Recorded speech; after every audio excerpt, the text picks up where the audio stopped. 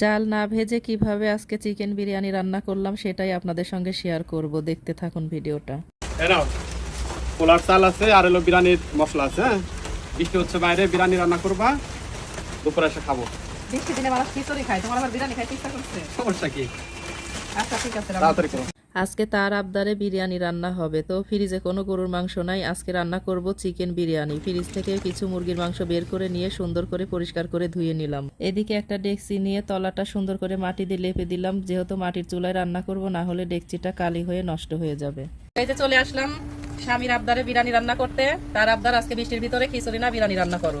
এই যে সর্বপ্রথম আমি যে চালগুলা ভিজাই রাখছি, পানিতে ভিজাই রাখছি। আজকে চাল ভাজবো না, না ভাইজে এমনিতে এই যে মাংস কষাই ওর মধ্যে চাল দিয়ে দিব। এইভাবেই বেশিরভাগ বিরিয়ানি রান্না করে সবাই।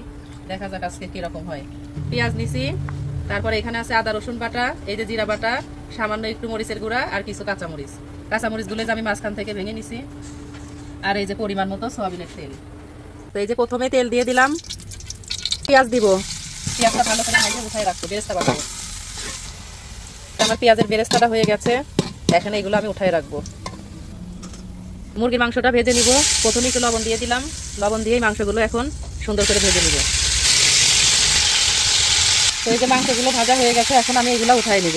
বাকি মাংসগুলো আমি এখন ভেজে নিব। মাংস ভাজা হয়ে গেছে, এখন মাংসটা ভুনা করে নিব। এই যে এখানে মশলাগুলো রাখছিলাম, এই মশলাগুলো এই মাংস ভাজা তেলের মধ্যেই দিয়ে দিব। পরিমাণ মতো লবণ দিয়ে দিব, প্লেট ধুয়ে পানি দিয়ে দিব। বিরিয়ানির মশলাটা কিছুটা দিয়ে দিলাম, আর কিছুটা রেখে দেবো। যখন বিরিয়ানিটা হওয়ার সময় হবে তখন উপর দিয়ে ছিটিয়ে দেবো, যাতে ঘ্রাণটা ভালো থাকে। বিরিয়ানির মশলাটা দিয়ে এখন এই যে ভালো করে মশলাটা কষাই নিব। আমার কষানো প্রায় হয়ে গেছে, এখন আমি এই ভেজে রাখা মুরগির মাংসগুলো দিয়ে দিব। মশলার মধ্যে একটু কষাই নিয়ে এখন পানি দিয়ে দিব। মাংসটা সিদ্ধ হওয়ার জন্য পানি দিয়ে দিব।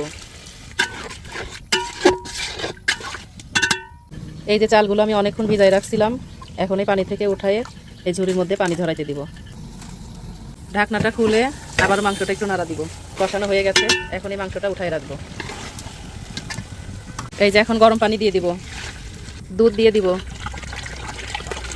পানি আর দুধটাকে মশলার সঙ্গে ভালো করে নেড়ে চেড়ে দিয়ে মিশিয়ে দিয়ে ঢাকনা দিয়ে ঢেকে দিব। এই যে ঢেকে দিলাম, এই যে বলক এসে গেছে।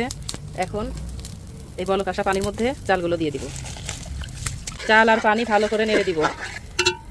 এই যে সামান্য একটু কেওড়া জল দিয়ে দিব, সামান্য পরিমাণে দিয়ে দিব। সামান্য একটু গোলাপ পানি। কিছুক্ষণের জন্য ঢেকে দিব।